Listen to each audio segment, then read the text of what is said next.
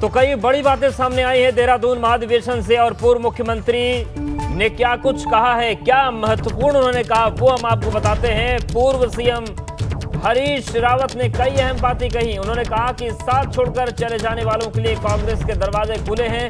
उन्होंने ये भी कहा कि मौजूदा सरकार ने मेरे कार्यकाल की कई योजनाएं बंद की, जो कि एक गलत परंपरा उत्तराखंड में चलाई जा रही है। सीएम के लिए दलित उम्मीदवार वाले बयान पर वो कायम है। उन्होंने ये भी कहा कि दलित उम्मीदवार को लेकर बयान दिया था, कायम हूं। और उन्होंने ये भी कहा कि कांग्रेस की जीत के लिए मैं समझौते के लिए भी तैयार हूं। और उन्होंने कहा कि 2022 में उत्तराखंड में कांग्रेस की ही सरकार बनने जा रही है। इसके साथ ही साथ हरीश रावत से सीधी बातचीत हरक सिंह रावत की भी करवाई गई, दिल की बातें हुई। और हरक सिंह रावत ने कहा कि अगर मेरी बात हरीश रावत ने मानी होती, मेरी सलाह मानी होती, तो शायद ये हालात बनते नहीं। उत्तराखंड में नौकरियों में भ्रष्टाचार। और हरीश रावत ने यह कहा, खनन को लेकर भी उन्होंने सवाल उठाया। उन्होंने ये भी कहा कि राज्य में पैसे देकर पदों को भरा जा रहा है और इस पर मुख्यमंत्री पुष्कर सिंह धामी को ध्यान देना चाहिए। उन्होंने कहा कि जो बुराइयां हैं वो मैं बता रहा हूं, लेकिन मैं ये भी मानता हूं कि पुष्कर सिंह धामी जो हैं वो एक अच्छे मुख्यमंत्री भी हैं, कई उनमें गुण भी हैं। और हरीश रावत का जवाब इस मामले में यही आया कि सलाह देने वाले मेरे साथी भाजपा में चले गए। 2016 में हरक सिंह रावत ने कांग्रेस को जोर का झटका दिया था, हरीश रावत ने यह भी कहा। और उन्होंने कहा जिस तरीके से पूरी बातचीत हुई हरक सिंह रावत को लेकर जो बातें कही उन्होंने, तो हरक सिंह रावत ने कहा कि मतभेद थे। और आज भले ही हरीश रावत ये कह रहे हैं कि मैं एक सलाहकार अच्छा हूं, लेकिन उस वक्त उन्होंने मेरी सलाह को नहीं मानी थी और मैं पार्टी छोड़कर गया था। और उन्होंने ये भी कहा कि मेरी सलाह नहीं मानी, इसीलिए हरीश रावत चुनाव हारे भी। हरीश रावत ने जवाब दिया कि सलाह देने वाले मेरे साथी ही भाजपा में चले गए। और उन्होंने ये भी कहा हल्के फुल्के अंदाज में कि अभी भी अगर हरक सिंह रावत किसी के जरिए चुपचाप हमें चिट्ठी भेज दें तो वो जहां से बोलेंगे वहां से मैं चुनाव लड़ जाऊंगा। हरक सिंह रावत ने कहा कि मैं किसी से पूछकर राजनीतिक फैसले नहीं लेता हूं।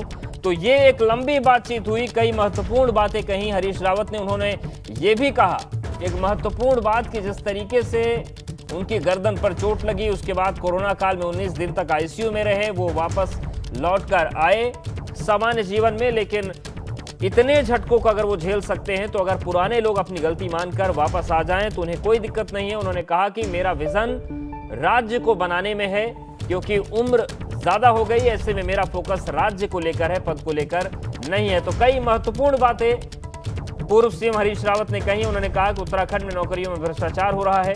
उन्होंने ये भी कहा कि राज्य में पैसे देकर पदों को भरा जा रहा है। और उन्होंने कहा कि उत्तराखंड भाजपा की खैर नहीं, मोदी से बैर नहीं। तो ये भी एक महत्वपूर्ण बात है।